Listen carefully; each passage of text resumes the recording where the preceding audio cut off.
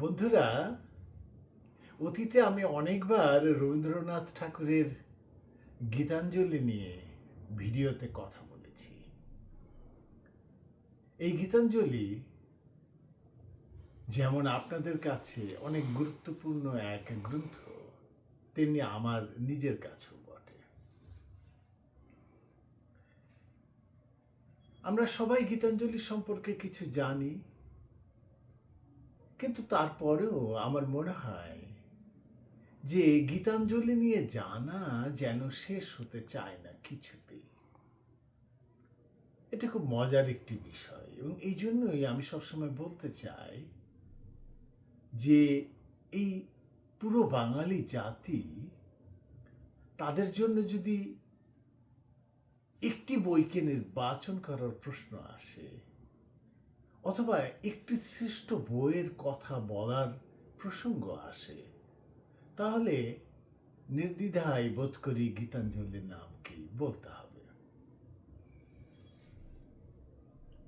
তো যেহেতু গীতাঞ্জলি আমার অনেক প্রিয় এক গ্রন্থ, যে গ্রন্থ 1913 সালে নোবেল পুরস্কার পেয়েছিল, তো সেই গ্রন্থের বিভিন্ন সংস্করণ, বিভিন্ন অনুবাদ সংগ্রহ করা আমার কাছে অনেকটা আনন্দের মতো, বলা যায় নেশার মতো বটে। যেমন আমার কাছে গীতাঞ্জলির একটি সংস্করণ আছে, খুব ছোট, 3 ইঞ্চি হবে। এই সংস্করণটি প্রকাশিত হয়েছিল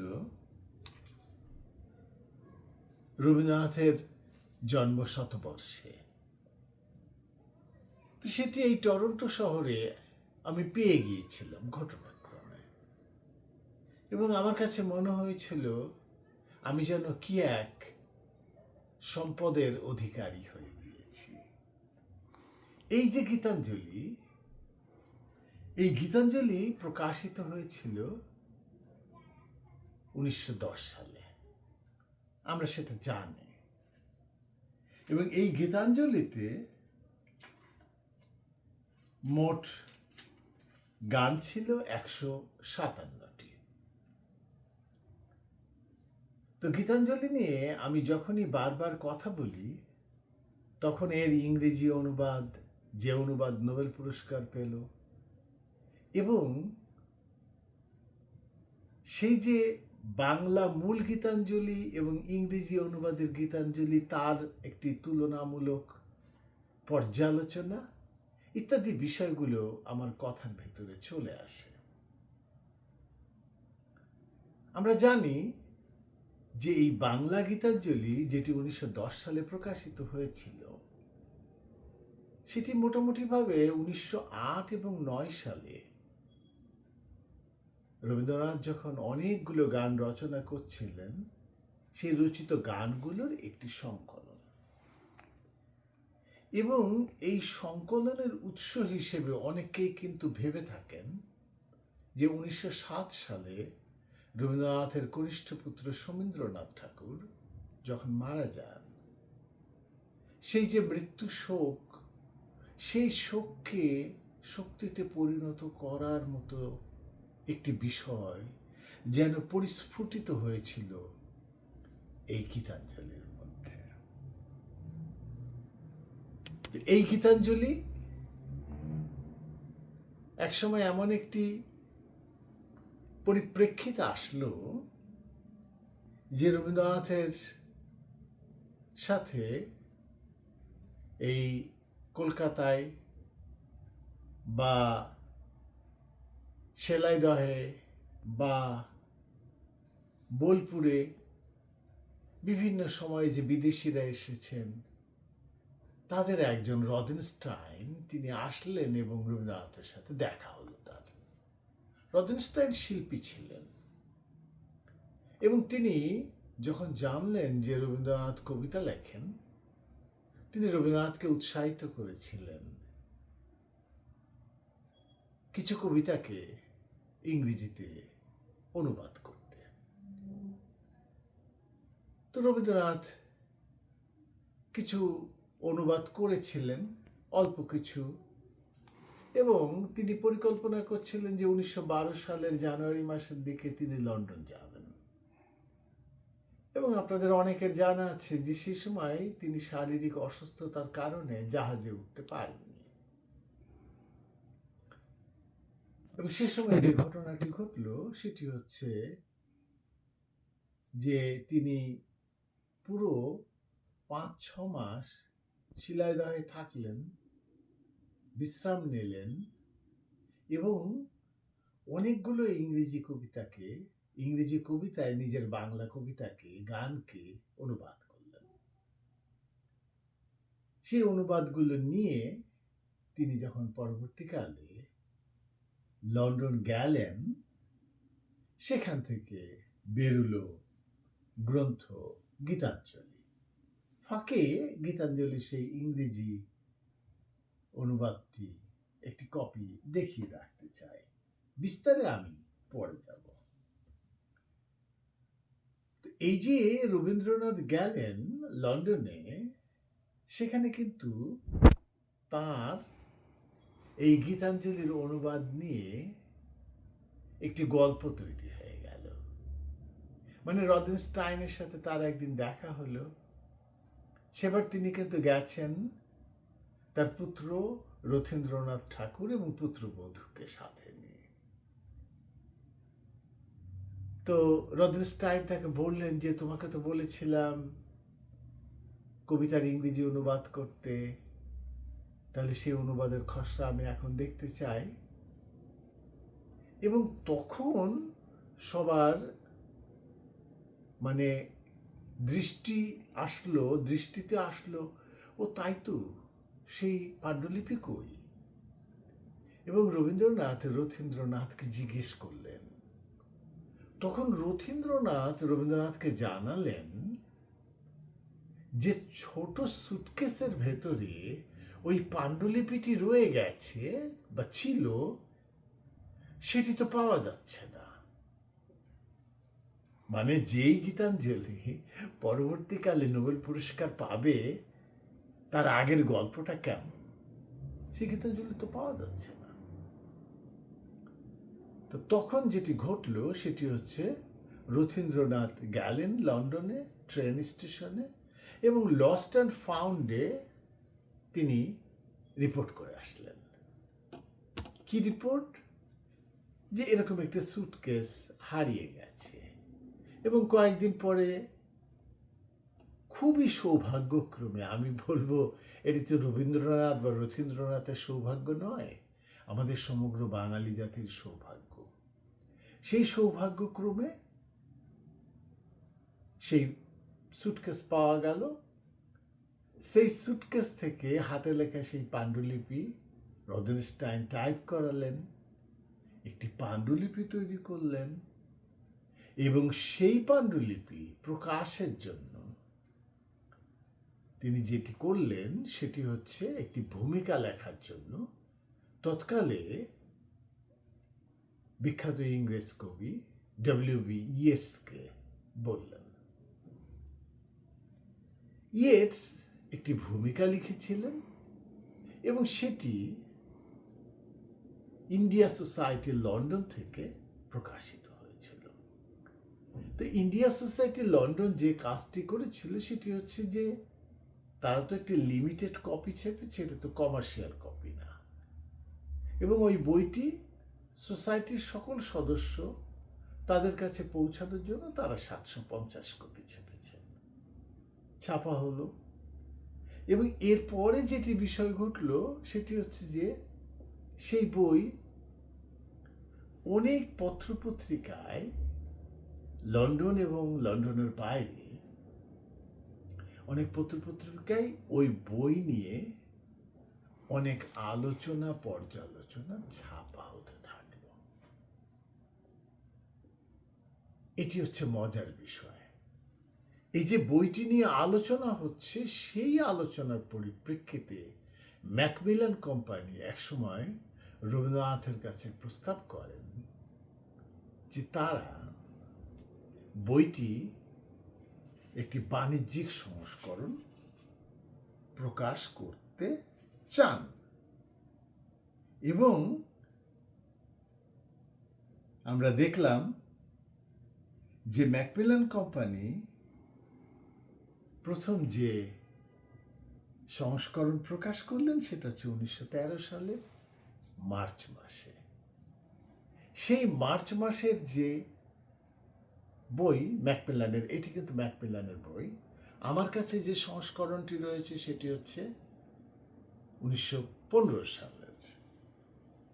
এবং সেখানে আমরা খুব মজার এবং খুব কৌতূহল উদ্দীপক তথ্য দেখছি। সেখানে দেখা যাচ্ছে যে ম্যাকমিলান মার্চে ছাপলো 1913 সালের, সেটি রিপ্রিন্ট হয়েছে এপ্রিল, মে, জুন, জুলাই। জুলাইতে আমরা 2 বার দেখছি রিপ্রিন্ট হয়েছে। একজন ভারতীয় কবি কবিতা গ্রন্থ লিখেছেন, সেটি কি বিপুলভাবে সমাদৃত হচ্ছে, এটি কিন্তু খুব চিন্তার বিষয়। এই চিন্তাটা আমাদের মধ্যে বেশি করে আসে এই কারণে যে আমরা খুব সহজেই ডব্লিউ.বি. ইয়েটসের সাথে রবীন্দ্রনাথকে সম্পর্কিত করে একটু নেতিবাচক ভাবনার দিকে চলে যেতে চাই। আমরা বাঙালি মানুষ, কোনো বাঙালির কোনো অর্জন থাকলে সেই জায়গাটায় নেতিকে খোঁজা যেন আমাদের একটি অভ্যেসের মতো ব্যাপার। অথচ মজার যেটি বিষয়, যেটি অনেকেই খেয়াল করে দেখেন না, ডব্লিউ.বি. ইয়েটস অনেক বিখ্যাত কবি, সেখানে বিখ্যাত ইংরেজ কবি। রবীন্দ্রনাথ নোবেল পেয়েছিলেন 1913 সালে। রবীন্দ্রনাথের আগেই তো ডব্লিউ.বি. ইয়েটসের নাম নোবেল কমিটিতে প্রস্তাবিত হয়েছিল। মজার বিষয়, তিনি তো নোবেল পুরস্কার পাননি। তাকে নোবেল পুরস্কার পেতে অপেক্ষা করতে হয়েছে রবীন্দ্রনাথ ঠাকুর নোবেল পাওয়ার পরে 10 বছর। 1923 সালে তিনি নোবেল পুরস্কার লাভ করেন। এবং সবশেষে কিন্তু শেষের বছরগুলোতে, 1922-23, প্রস্তাবক কে? নোবেল কমিটি নিজে। ব্যাপারটা ভেবে দেখার মতো। কিন্তু আমরা যে কাজটা করি সেটি হচ্ছে যে আমরা সবসময় বলতে চাই যে ইয়েটস ভূমিকা লিখেছিলেন, ইয়েটস সম্পাদনা করেছিলেন, সে কারণে রবীন্দ্রনাথ নোবেল পুরস্কার পেয়ে গেছেন। আমি একজন সাধারণ পাঠক, সেই দৃষ্টিতে আমি এইটুকু বলি, যে কোনো বই, যে কোনো রচনা প্রকাশ, সেটির সাথে সম্পাদনা একটি গুরুত্বপূর্ণ বিষয়। সম্পাদনা হয়েছে, তাতে কি হয়েছে? তার কারণে কি সকল কৃতিত্ব সম্পাদকের হয়ে গেছে? তা কিন্তু নয়। যাই হোক, তারপরে আমরা দেখছি সেই বই সেপ্টেম্বরে ছাপা হয়েছে, অক্টোবরে ছাপা হয়েছে 3 বার। ইতিমধ্যে কিন্তু ওই বইয়ের নাম কিন্তু প্রস্তাব হয়ে চলে গেছে নোবেল কমিটিতে, এবং অক্টোবর মাসে ঘোষণা হয়ে গেছে এই যে গীতাঞ্জলি, একই নাম। ব্র্যাকেটে ভেতরের পৃষ্ঠায় লেখা আছে, উপরের পৃষ্ঠায় কিন্তু লেখা নেই। ম্যাকমিলানের এই সংস্করণে ভেতরের পৃষ্ঠায় লেখা আছে সং অফারিংস। সেই বই অক্টোবর মাসে 3 বার, নভেম্বরে 2 বার, ডিসেম্বরে 2 বার ছাপা হলো। এবং তারপরে জানুয়ারিতে, 1914 সাল, 2 বার, ফেব্রুয়ারি, তারপরে এপ্রিল, আবার 2 বার, তারপরে জুন, তারপরে জানুয়ারি, মার্চ, জুন 1915 সালে ছাপা হচ্ছে। এবং এটাই শেষ, 1915 সালের জুনে প্রকাশিত হলো। এবং এই প্রকাশটি যখন হচ্ছে তখন সেটি টরন্টো থেকে, এবং সেই টরন্টো সেই সংস্করণটি আমার হাতে আছে। আমি জানি এই সংস্করণটি ইউনিভার্সিটি অফ টরন্টোর লাইব্রেরিতে আছে, কারণ এই বইয়ের একটি কপি সেকালে ইউএফটির যিনি প্রেসিডেন্ট ছিলেন তার ব্যক্তিগত লাইব্রেরিতে ছিল, এবং সেটি তিনি মারা যাওয়ার পর তার স্ত্রী ইউএফটিকে প্রদান করেন। এই যে বই, সেই বইয়ের একটি নতুনতর সংস্করণ আছে। এটা তো স্বাভাবিক, শত শত সংস্করণ হয়েছে, শত শত অনুবাদ হয়েছে পৃথিবীতে। বাংলা ভাষায় আর কোনো গ্রন্থ কি এতবার অনুবাদ হয়েছে? নিশ্চয়ই না। এত ভাষায় অনুবাদ হয়েছে, প্রশ্নই ওঠে না। এবং এরকম একটি সংস্করণ, এই সংস্করণটি বাজারে খুব চালু আছে, রয়েছে। এই সংস্করণটির একটি সুবিধা হচ্ছে এই, আমি যদি যে কোনো জায়গায় পৃষ্ঠাটি খুলি, আপনারা দেখবেন এখানে কিন্তু রবীন্দ্রনাথের নিজের হাতের লেখায় বাংলা গানটি রয়েছে এবং ডান পাশে ইংরেজি অনুবাদটি করা, এবং সেখানে এক ধরনের ইলাস্ট্রেশন ব্যবহার করা হয়েছে, সারা বই জুড়ে আছে। এবং এটি পড়তে আমরা বাঙালিরা খুব পছন্দ করি এই কারণে যে একদম এক্স্যাক্ট যে ইংরেজি বইটা গীতাঞ্জলি, সেই বই বাংলার সাথে কতটুকু মিল ছিল, বাংলা কবিতাকে রবীন্দ্রনাথ ইংরেজিতে করেছিলেন, কেমন করে করেছিলেন, এই সমস্ত একটু মিলিয়ে দেখতে আমাদের ভালো লাগে। কারণ আমাদের ভালোবাসার জিনিস তো, ভালোবাসার জিনিসকে মানুষ নেড়ে চেড়ে দেখবে, উল্টিয়ে পাল্টিয়ে দেখবে, সোজা করে দেখবে, উপর করে দেখবে, কত রকম করে দেখবে। এটি হচ্ছে একটি স্বাভাবিক বিষয়। তো যেটি বলছিলাম, এই যে গীতাঞ্জলি, এই গীতাঞ্জলিতে আমরা জানি গানের সংখ্যা 157, কিন্তু এই যে গীতাঞ্জলি, এই গীতাঞ্জলিতে আমরা জানি যে গানের সংখ্যা 103। এইটাই হচ্ছে মজার বিষয়। মানে রবীন্দ্রনাথ যখন সংকলনটি করলেন ইংরেজিতে, সেটির নাম উনি কেন দিয়েছিলেন গীতাঞ্জলি আমি জানি না, অন্য একটি নাম তো হতেই পারত। এবং সেই সংকলনে তিনি এই গীতাঞ্জলির 51টি কবিতা নিয়ে এখানে দিয়েছেন। এছাড়া অন্যান্য কাব্যগ্রন্থ থেকে তিনি নিয়েছেন ইংরেজিটাতে, এবং 1910 সালে বাংলা গীতাঞ্জলি প্রকাশের পরে তিনি আরো অনেক গান, প্রকারান্তরে কবিতা রচনা করেছেন, সেগুলোকেও অন্তর্ভুক্ত করেছেন। যেমন আমি যদি একদম প্রথম কবিতার কথা বলি, গীতাঞ্জলির মূল যে বাংলা গীতাঞ্জলি, তার যে প্রথম কবিতা, আমার মাথা নত করে দাও হে প্রভু তোমার চরণ ধুলার তলে, সকল অহংকার হে আমার ডুবাও চোখের জলে। মজার বিষয়, এই কবিতাটা কিন্তু যেই কাব্যগ্রন্থ নোবেল পুরস্কার পেয়েছে তাতে অন্তর্ভুক্ত ছিল না। আবার ইংরেজি যে গীতাঞ্জলি, সেই গীতাঞ্জলি প্রথম যে কবিতা কি, সেটা আমি এই বই থেকে পড়ি, তাহলে আমাদের পাঠকদের বুঝতে একটু সুবিধা হবে। সেটি হচ্ছে, Thou hast made me endless, such is thy pleasure. This frail vessel thou emptiest again and again. যার বাংলা ছিল, আমারে তুমি অশেষ করেছ, এমনই লীলা তব। ওই গানটি, এই গান, এটি কিন্তু বাংলা যে গীতাঞ্জলি, সেই গীতাঞ্জলিতে নেই। তার মানে আমি বলতে চাই, ইংরেজি গীতাঞ্জলি এবং বাংলা গীতাঞ্জলি, মানে বাংলা থেকে যখন ইংরেজিতে উত্তরণ হচ্ছে, রবীন্দ্রনাথ কিন্তু তার অনেক মাথা খাটিয়েছেন, চিন্তা করেছেন। একজন কবি, সাহিত্যিক, সৃজনশীল মানুষের যেমনটি ঘটে, তিনি বারবার পরিবর্ধন করেন, সংস্কার করেন, সংস্করণ করেন, করতে করতে করতে করতে একটা জায়গায় তিনি পৌঁছান এবং সে সময় তিনি সেটিকে চূড়ান্ত হিসেবে ছেড়ে দেন। তেমনটি ঘটেছে।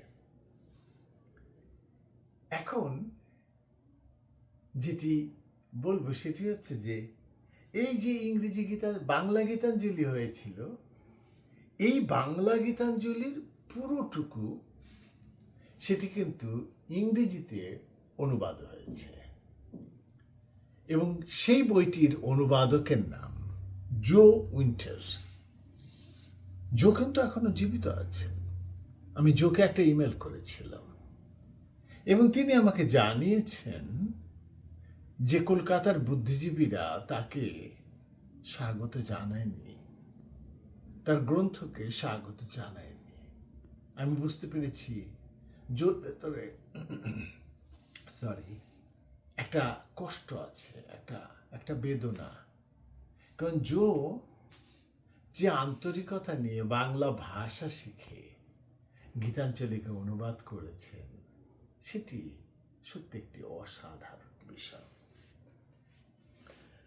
আমি ইচ্ছে করে জোর অনুবাদ থেকে একটা অনুবাদ পড়ব একটুখানি।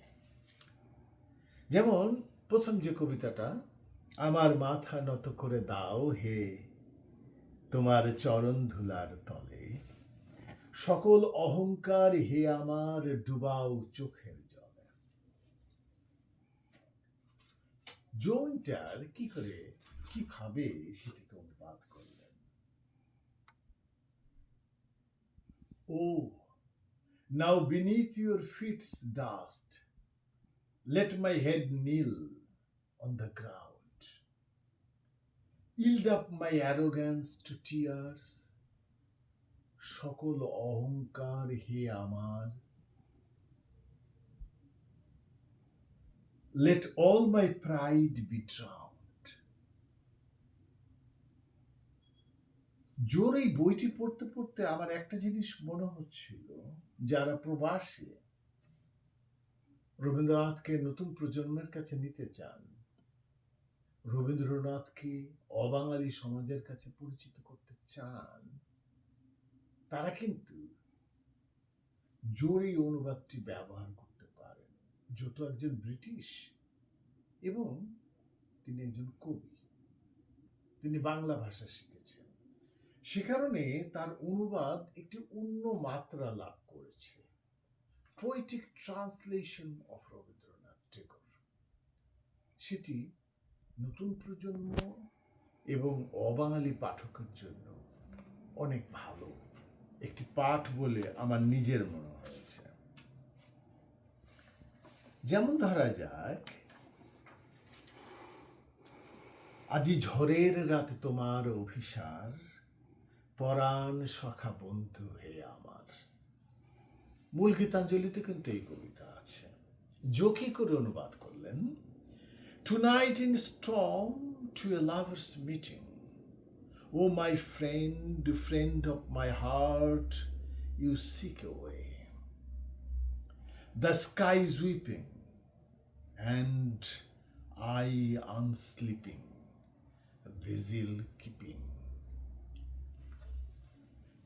আবার ধরা যায়, গীতাঞ্জলির একটি কবিতা আছে, বিশ্ব সাথে যোগে যেথায় বিহার, সেইখানে যোগ তোমার সাথে আমারও। জো উইন্টার করেছেন, where freely with the wide world you combine, our meeting is, nothing of you is mine, in any place that's set apart, nor forest, nor in my own heart, but where you are of all, O treasured one, there you are mine. আমি অবশ্যই বলবো, প্রবাসে যারা থাকেন তারা এই জো উইন্টারের বাংলা মূল গীতাঞ্জলির ইংরেজি অনুবাদটা সাথে রাখতে পারেন, ছেলে মেয়েদের কাছে তুলে দিতে পারেন, ওদের টেবিলে রাখতে পারেন। এবারে রবীন্দ্রনাথের করা যে গীতাঞ্জলি, সেই গীতাঞ্জলির একটু পাঠ করব, পাঠ করে আরেকটি অন্য জিনিস দেখাবো।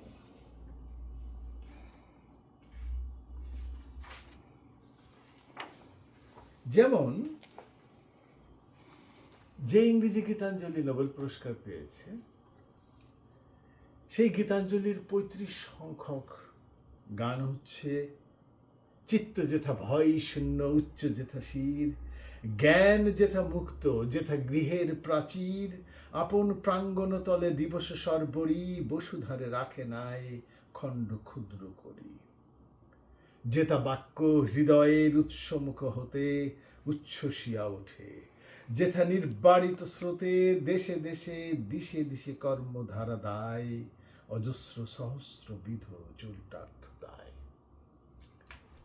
রবীন্দ্রনাথের এই কবিতার স্বকৃত অনুবাদ আমাদের কিন্তু অনেক পছন্দের অনুবাদ।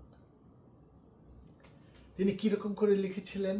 তিনি লিখেছিলেন, where the mind is without fear and the head is held high, where knowledge is free, where the world has not been broken up into fragments by narrow domestic walls, where words come out from the depth of truth, where tireless striving stresses its arm towards perfection. রবীন্দ্রনাথের গদ্য অনুবাদ আমরা যখন পড়ি, আমাদের ভেতরে অনেক ভালো লাগার একটা কাজ করে।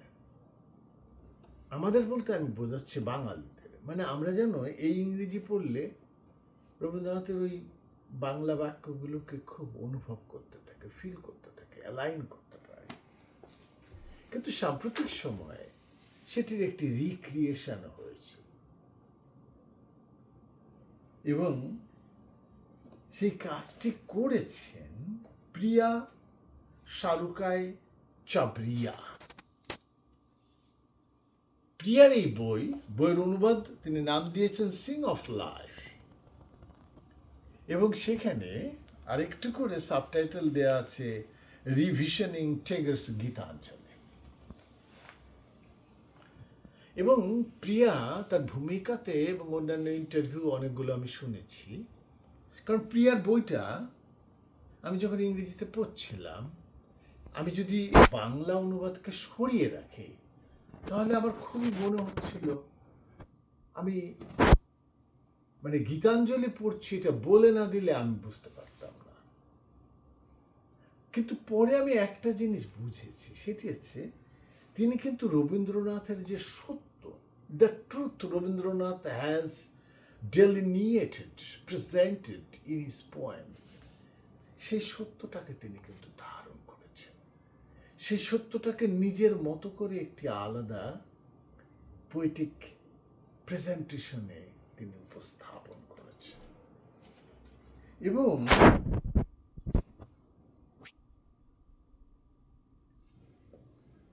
ওই যে কবিতা ৩৫ নম্বরের, যেখানে আমরা দেখলাম চিত্ত যেথা ভয় শূন্য,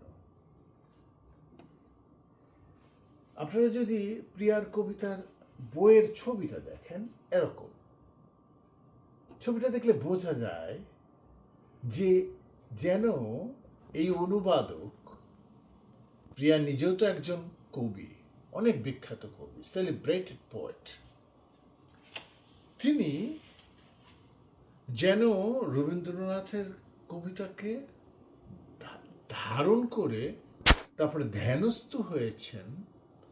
ধ্যানস্থ হওয়ার পরে তিনি একটি নতুন জিনিস নির্মাণ করেছেন।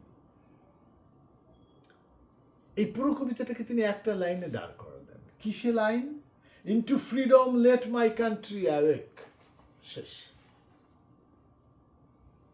Into freedom let my country awake. আবার এরপরে তিনি আরেকটা এডিশন করেছেন।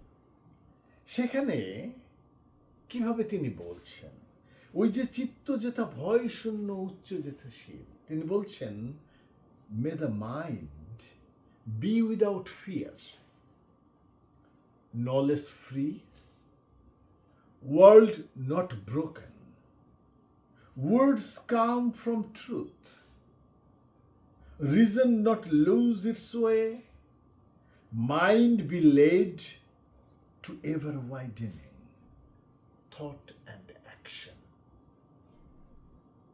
মানে আধুনিক সময়ে একবিংশ শতাব্দীর এই তৃতীয় দশকে এসে ইংরেজি কবিতার যেই জায়গাটায় যাওয়া উচিত তার ভাষা এবং শৈলীগত দৃষ্টিকোণে প্রিয়া কিন্তু সেই জায়গায় নিয়ে গেছেন। নিয়ে যেয়ে তিনি রবীন্দ্রনাথের ওই কথাটাকেই উপস্থাপন করছেন। এবং তার এই বই আমার নিজের কাছে অনেক ভালো লেগেছে। প্রিয়ার বই পড়তে খুবই ভালো। আমি কলকাতা থেকে আনিয়েছি, কারণ গীতাঞ্জলি নিয়ে যা হবে, গীতাঞ্জলি নিয়ে যদি সিনেমা হয়, যদি গীতাঞ্জলি নিয়ে আর্ট হয়, আর্ট এক্সিবিশন হয়, আমি দেখতে চাই কেমন করে এর ভাবকে, বোধকে পাঠক, দর্শক, নতুন নির্মাতা ধারণ করে। আজকের এই আলোচনা, কথা, ভিডিও শেষ করব আরেকটু বলে, সেটি হচ্ছে মোহাম্মদ আনিসুর রহমানের কথা। উনি গত জানুয়ারি মাসে প্রয়াত হয়েছেন।